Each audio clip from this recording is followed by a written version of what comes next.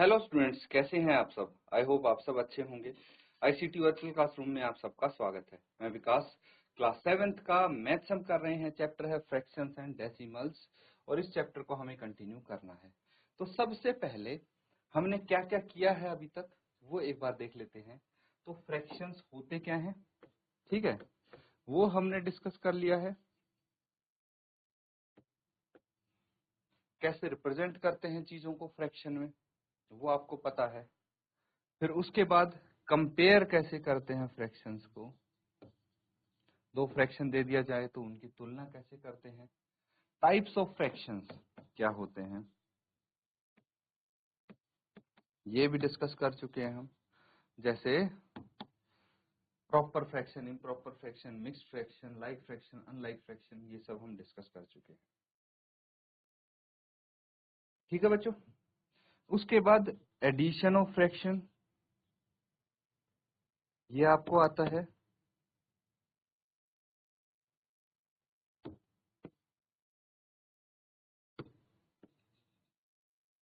Addition of fraction, subtraction of fraction,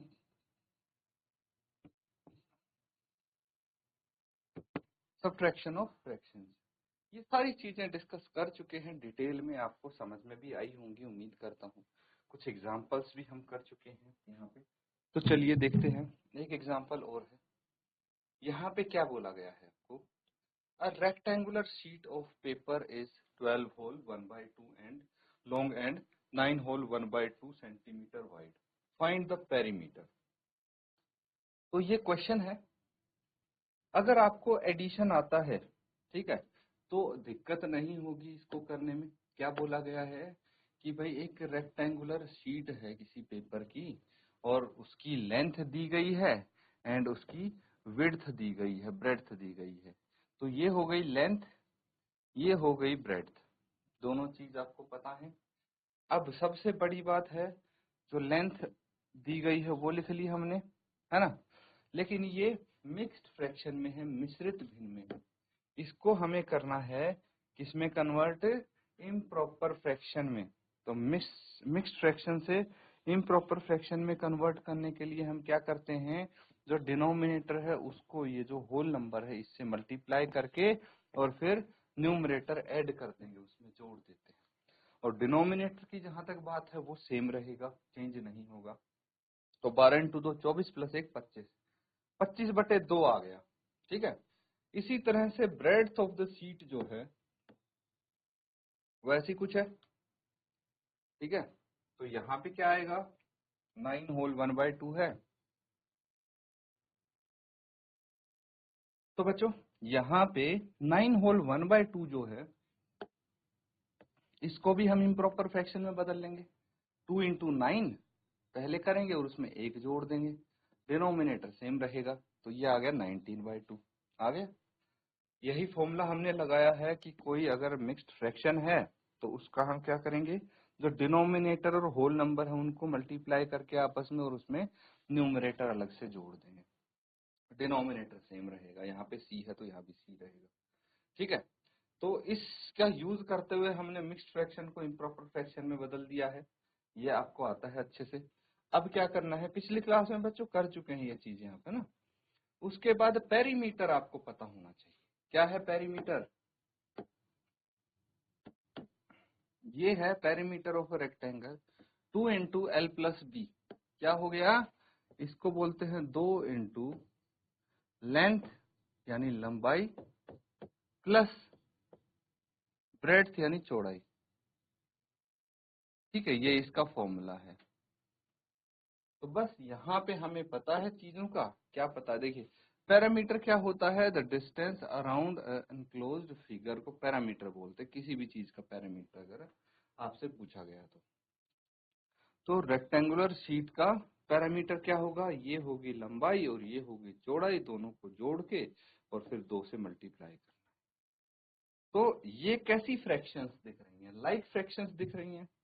तो सीधा numerators को हम जोड़ देंगे, डिनोमिनेटर तो सेम है क्योंकि इनका क्या आ गया 44/2। और यहाँ पे ये इस तरह से लिखा है बच्चों, जो टाइपिंग होती है कंप्यूटर में वो थोड़ा ऊपर नीचे कर देता है, बट ये कुछ ऐसे है। तो बेसिकली ये जो 2 है, ये वाला 2 ये न्यूमरेटर में है, डिनोमिनेटर में नहीं है। इस तरह भी लिख सकते हैं, कुछ कंफ्यूजन लगे तो। और ये न्यूमरेटर वाले 2 से डिनोमिनेटर वाला 2 कट गया और आंसर 44 सेंटीमीटर आ गया। ये आंसर है, नोट कर लेंगे।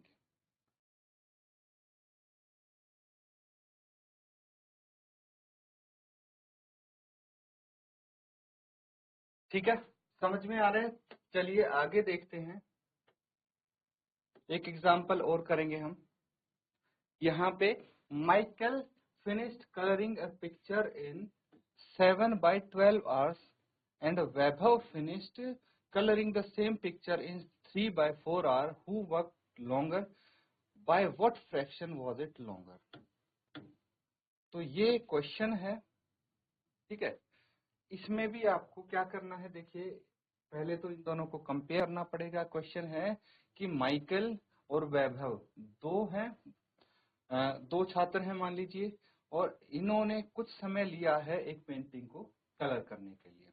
ये है माइकल का समय, ये है वैभव का समय। तो इनकी तुलना करके पहले तो बताना है आपको कि किसने ज्यादा काम किया है, मतलब हु वर्कड लॉन्गर, किसने ज्यादा देर तक काम किया है, और क्या मतलब कितनी फ्रैक्शन से ज्यादा देर तक काम किया है। तो उस केस में आपको सबट्रैक्ट करना पड़ेगा बड़े फ्रैक्शंस में से छोटे फ्रैक्शन को। तो एक बार इसको नोट डाउन करके और सॉल्व करने की कोशिश कीजिए।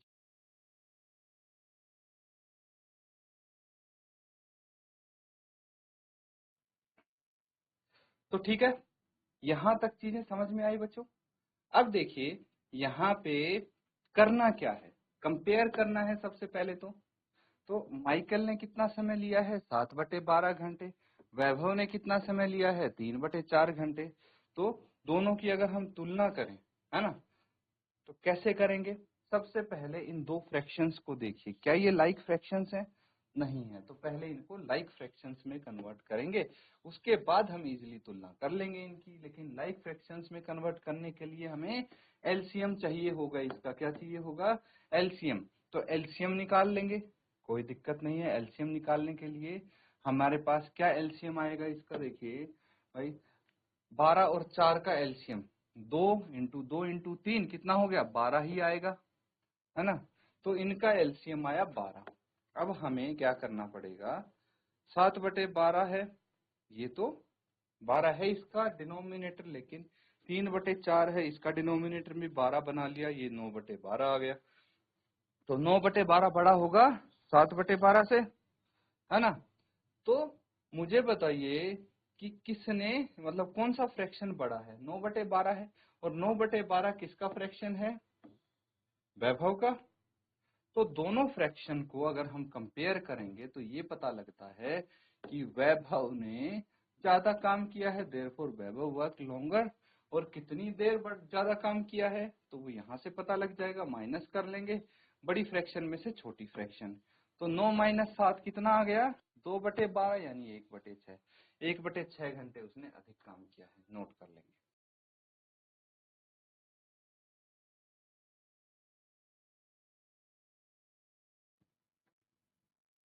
ठीक है बच्चों, आगे देखिए।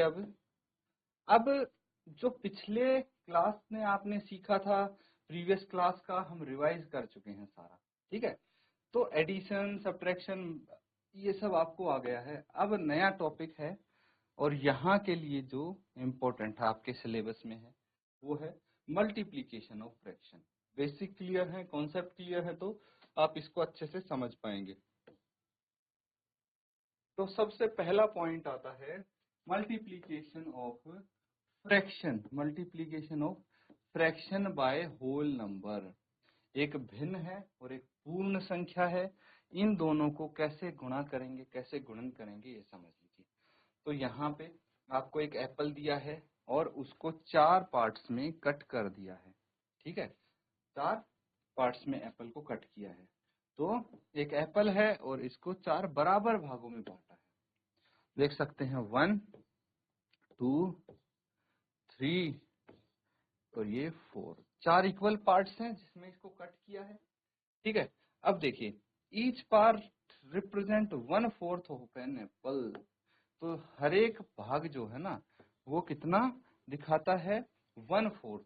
एक सेब का 1/4 हिस्सा वो शो करता है। कितना करता है? 1/4। तो यानी 1/4 प्लस 1/4 प्लस 1/4 प्लस 1/4। अगर मैं इन सबको ऐड करूंगा, है ना, 4 हिस्से हैं, चारों को ऐड करूंगा तो कितना आना चाहिए? एक पूरा सेब बन जाना चाहिए, है ना, पूरा सेब बन जाना चाहिए। यानी ये 4/4 आ जाना चाहिए, है ना, और 4/4 यानी एक पूरा सेब आ गया। कैसे? ये आ जाएगा 4 इंटू 1/4, या ऐसे कर लेंगे।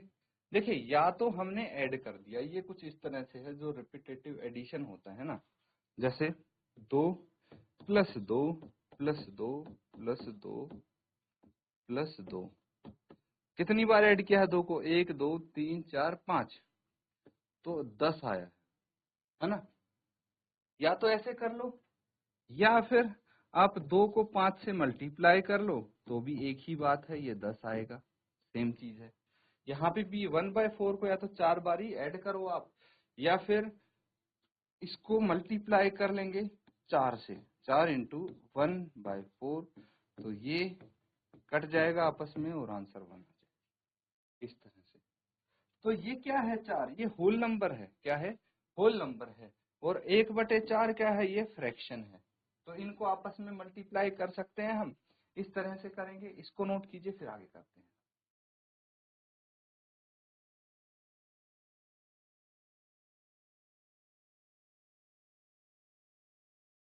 ठीक है बच्चों,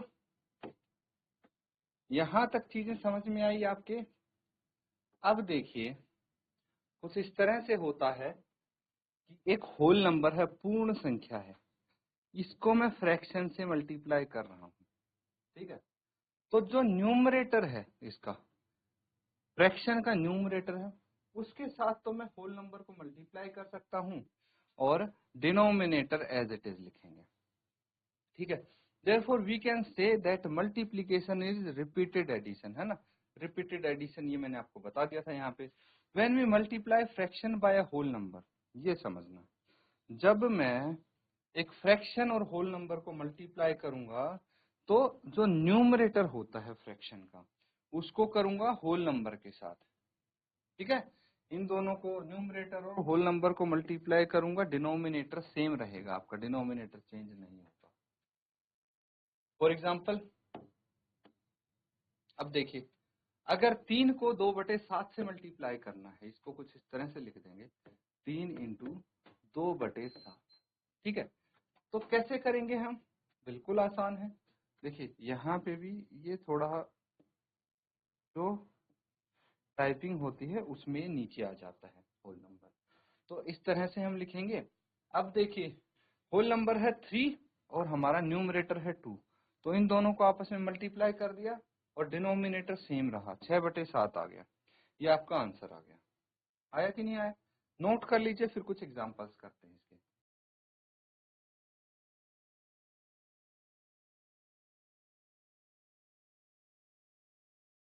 ठीक है, नोट कर लिया बच्चों सबने? अब देखिए, कुछ इस तरह से एग्जाम्पल हमारे सामने आ सकते हैं। ये 4 इंटू 7/5 है, तो क्या करना है हमें? एक होल नंबर है, उसको फ्रैक्शन से मल्टीप्लाई करना है, तो न्यूमरेटर और होल नंबर को मल्टीप्लाई करेंगे, डिनोमिनेटर सेम रहेगा। ठीक है, अब देखिए, एक क्वेश्चन है जो हमें यहाँ पे करना है। क्या है question? Which of the drawings A to D show, basically यहाँ पे हमें मैच करना है इनको। ठीक है, मैच करना है। कैसे मैच करना है कि नीचे दिए गए हैं, ये मल्टीप्लीकेशन होल नंबर इनटू क्या है, होल नंबर का किससे मल्टीप्लाई कर रहे हैं हम? एक फ्रैक्शन से। तो बस इसी को आपको यहाँ पे करना है। तो देखिए, जैसे 1/5 इंटू 2 है, ये मैं आपको बताता हूँ कैसे हुआ। तो 1/5 कौन सा है यहाँ पे? 1/5, इस फ्रैक्शन को देखिए, मतलब हमें ऐसी भिन्न चाहिए, ऐसा कोई डायग्राम ड्राइंग चाहिए जिसके 5 बराबर भाग हुए हों, क्योंकि डिनोमिनेटर इसका 5 है और उसमें से सिर्फ एक ही पार्ट शेडेड हो। ठीक है, तो इसको देखेंगे तो इसके सिर्फ 4 ही पार्ट हुए हैं और एक पार्ट शेडेड है, लेकिन हमें तो ऐसा चाहिए जिसके 5 पार्ट हुए, इसके 2 ही पार्ट हुए हैं। लेकिन यहाँ पे अगर देखेंगे इस सर्कल के तो 5 पार्ट हुए हैं, 1 2 3 4 और 5, और एक शेडेड भी है, मतलब मिल गया हमें अपना डायग्राम। अब देखिए ये तो आ गया। अब आपको बोला गया है 2 से मल्टीप्लाई करेंगे, बिल्कुल सही शो कर रहा है, 2 होल नंबर है, तो होल सर्कल्स ये कितने हैं, 2 हैं, एक ये हो गया एक ये हो गया, 2 होल सर्कल हैं जिसमें से हर एक सर्कल के कितने पार्ट किए गए हैं, 5 पार्ट किए गए हैं और उन 5 में से एक पार्ट शेडेड है, ये इसमें बताया गया है। ठीक है, तो ये इसका हो जाएगा। इस तरह से बाकियों को भी आप सॉल्व करेंगे और फिर आंसर लिखेंगे। ठीक है बच्चों, तो यहाँ पे इसको और देख लीजिए, तो ये है ना हमारे पास, चलो इससे तो यहाँ पे नहीं दिखेगा, इस कलर से मैं इससे कर देता हूँ। अब आपको ये पता लग जाएगा कि इसके कितने पार्ट हुए हैं अच्छे से, है ना। ये सर्कल है, इसके 3 भाग किए गए हैं, तो इसका बताइए कि सेकंड थर्ड फोर्थ से कौन सा पार्ट मैच कर सकते हैं।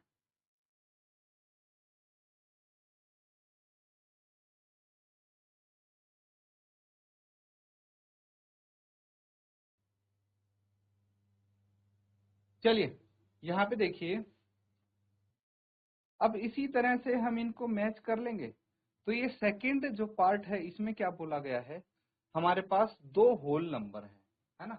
ये होल नंबर कितना है, 2 है, देख पा रहे हैं, 2 है यहाँ पे होल नंबर, यानी 2 पूरे पूरे फिगर है, जैसे इसमें हो गया 2 है ना, बाकी में तो 3 है, तो 2 होल नंबर है जिसमें से हर एक जो फिगर है उसके 2 पार्ट किए गए हैं और 2 में से एक शेडेड है। ये पता लगा न्यूमरेटर से कि कितने छायांकित हैं, और पार्ट कितने किए गए बराबर, वो डिनोमिनेटर से पता लगा।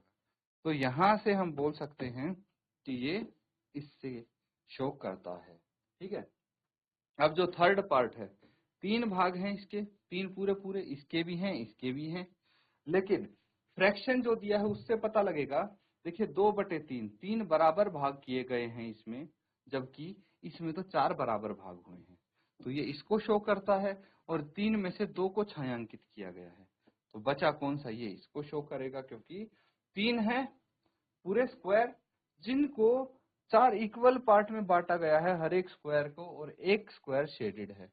तो देखिए 3 पूरे पूरे स्क्वायर हैं, 4 बराबर भागों में बांटा गया है जिसमें से एक शेडेड है, छायांकित है। ठीक है, तो ये हो जाएगा, नोट कर लेंगे इसको।